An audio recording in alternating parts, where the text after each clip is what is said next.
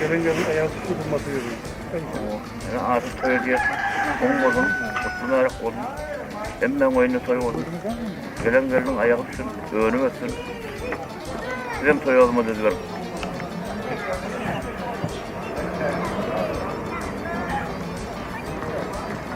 Sağ ol oğlum, da kıyasın. Sağ mangel oğlum. Sana da seni toyu değil oğlum.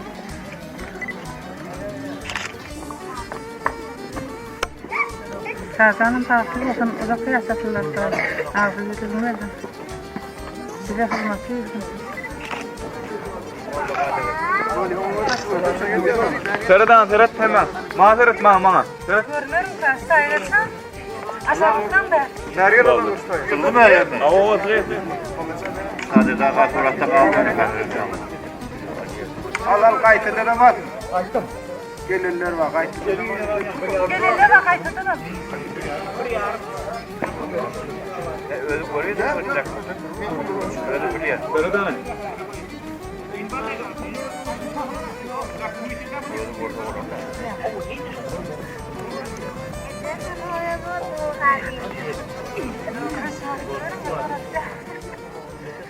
Ana baba.